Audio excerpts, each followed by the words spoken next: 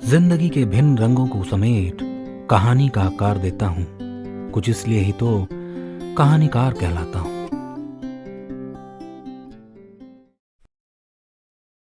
मित्रों, हमारी कहानियां सुनने के लिए हमारा चैनल सब्सक्राइब करना और बेल आइकन दबाना ना भूलें।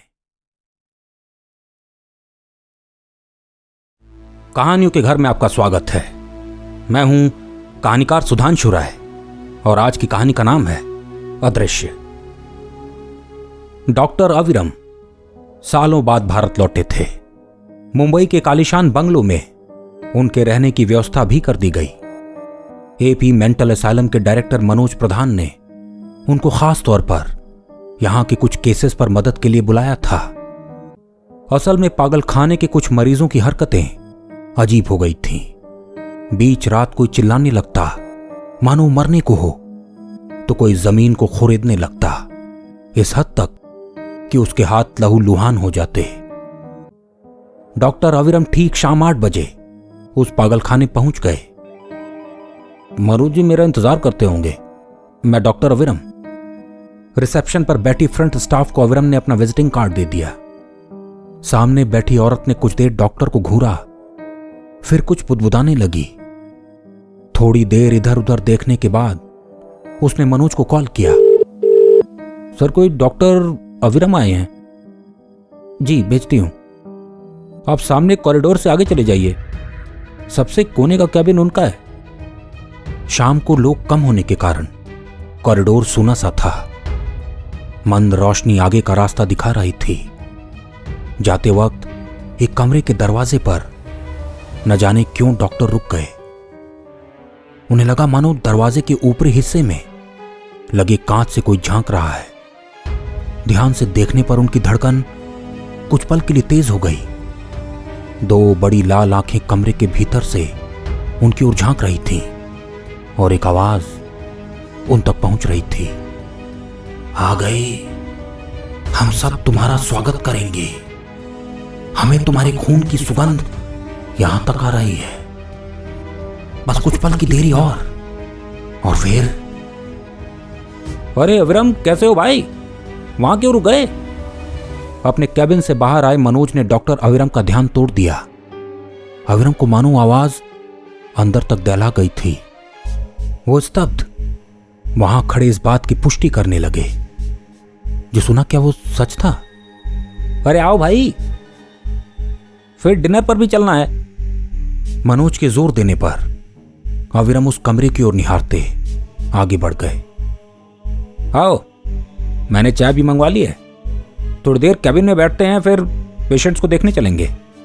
दोनों ने कैबिन में पड़े सोफे पर जगह ले ली।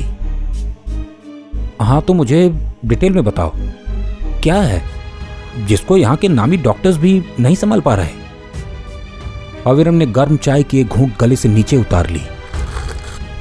यहां पिछले 1 महीने से 3 पेशेंट्स ऐसे हैं जिनकी हालत खराब होती जा रही है। तीनों के तीनों देर रात एक ही कमरे में जाने की गुहार लगाने लगते हैं।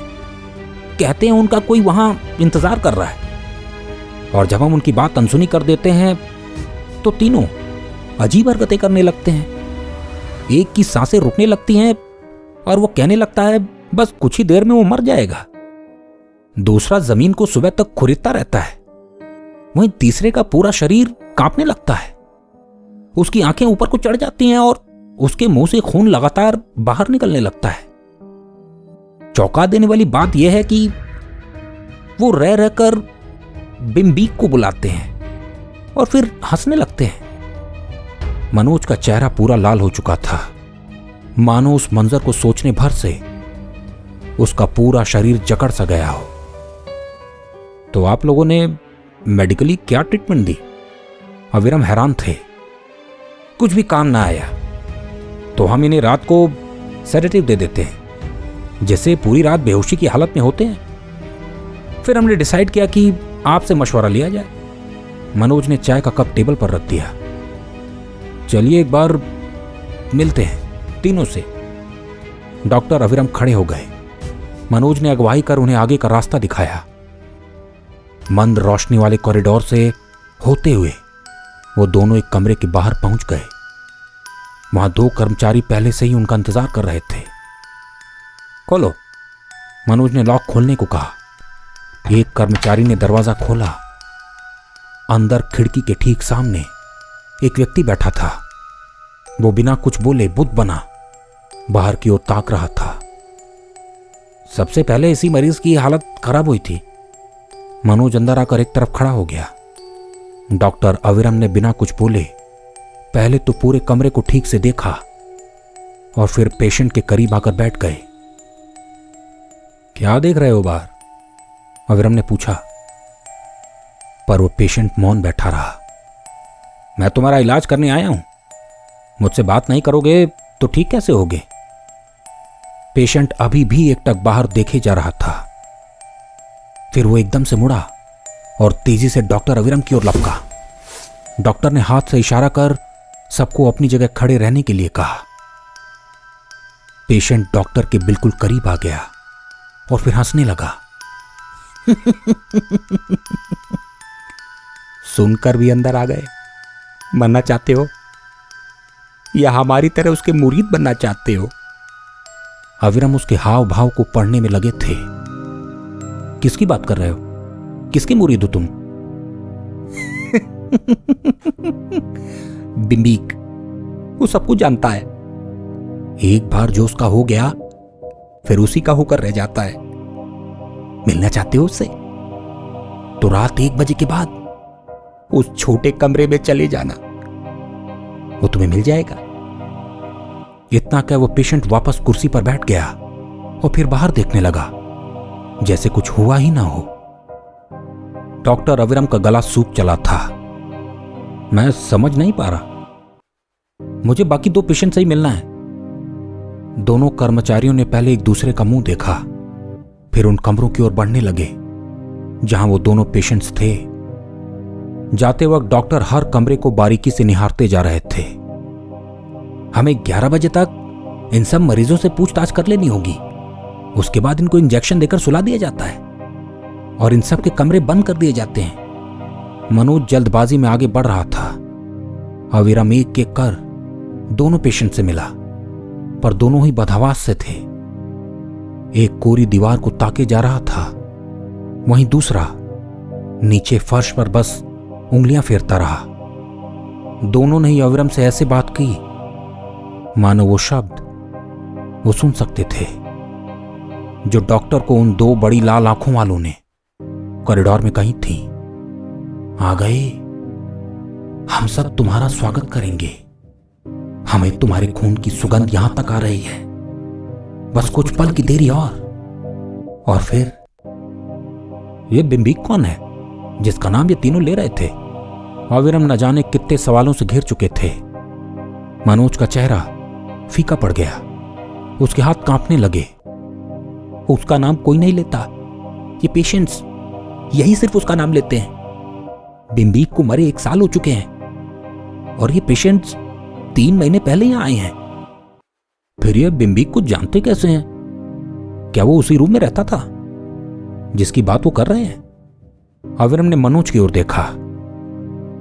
बिम्बीक यहीं काम करता था, पर धीरे धीरे उसकी दिमागी हालत खराब होने लगी और उसे यहीं भर्ती करा दिया गया। पर वो अजीब हो गया था, बेहद डरावना और खतरनाक। कभी वो किसी डॉक्टर पर हमला कर देता, कभी पास के कब्रिस्तान भाग जाता और पूरी रात वहां मंडराता रहता। एक रात वो अपने कमरे में ही मरा मिला, चारों ओर खून ही खून था और उसका पूरा शरीर नीला पड़ गया था। लोग कहते हैं वो स्प्लिट पर्सनालिटी का शिकार था और खुद को मरा हुआ मानता था। लोगों का तो यह भी कहना था कि उसने अपने शरीर की बलि दे दी कि वो मौत के बाद भी जीवित रह सके। कैसी बातें हैं ये? मानसिक रोग को पैरानॉर्मल का एंगल दिया जा रहा है। पर मुझे इन पेशेंट्स की सही हालत का पता लगाने के लिए इन्हें उसी कमरे में लाना होगा।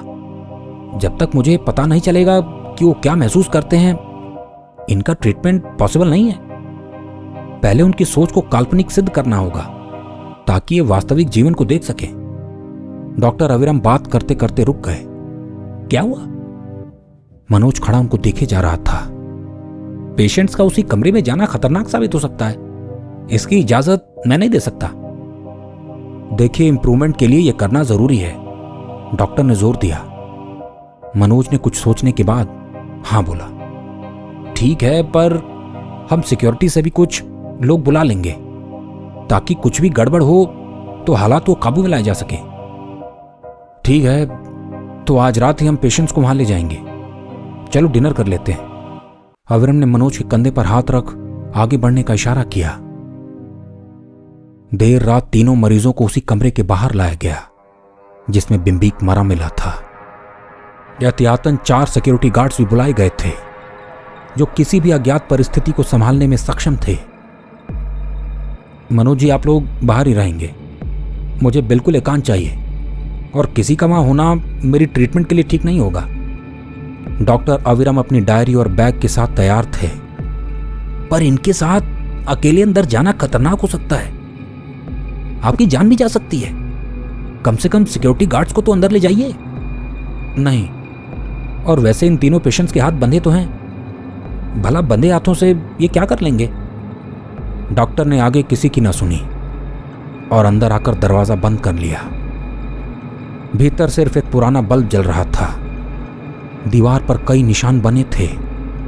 सामने एक छोटी खिड़की थी जिससे बाहर की आवाज अंदर आ रही थी। तीनों पेशेंट्स सामने जाकर खिड़की के नीचे बैठ गए, मानो किसी के सामने बैठे हों। किससे बात कर रहे हो तुम लोग? यहां तो कोई नहीं है। वो हमारे सामने नहीं, तुम्हारे पीछे है, बिम्बीक। ये सुनते ही डॉक्टर पीछे मुड़े तो देखा दूसरी ओर कुर्सी पर एक दुबला पतला व्यक्ति बैठा था। उसके पांव कटे फटे थे, पेट अंदर को धंसा सा था, आंखें बिल्कुल काली थी। ये कैसे मुमकिन है? कमरा तो खाली था। कौन हो तुम?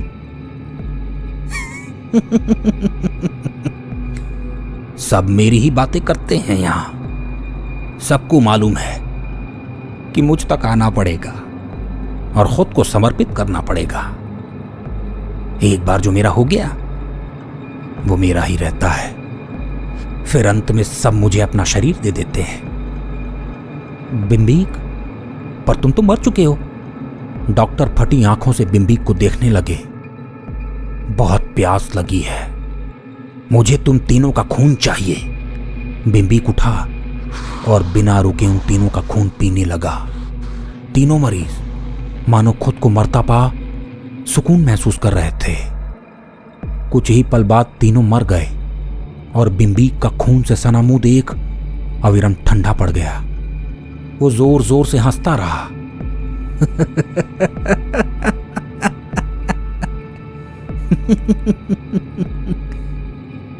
कौन हो तुम? मुझे जाने दो। डॉक्टर चाह कर भी चिल्ला नहीं पा रहे थे। मैं इसी कमरे में रहता हूं और तुम भी जल्द मेरी प्यास बुझाओगे। किसी तरह जब डॉक्टर की आवाज बाहर गई तो सिक्योरिटी गार्ड्स ने मुश्किल से दरवाजा खोला। जो उन्होंने देखा वो हैरान कर देने वाला था। तीनों पेशेंट्स के शरीर कटे फटे थे। डॉक्टर के हाथ खून से रंगे थे। एक तरफ उनका बैग खुला पड़ा था और उनकी स्कैल्पल नीचे जमीन पर पड़ी थी। मनोज भागता हुआ अंदर आया। ये क्या किया आपने डॉक्टर? आपने ये स्कैल्पल से इन तीनों को मार डाला? मैंने नहीं मारा इनको, इसने मारा, बिम्बीक ने। कैसी बातें कर रहे हैं? यहां कोई नहीं और बिम्बीक मर चुका है। वो यहीं खड़ा है और मुझको देख रहा है। बिम्बीक सामने खड़ा हंस रहा था। अब तुम भी मेरी फरियाद करोगे, मुझे याद करोगे।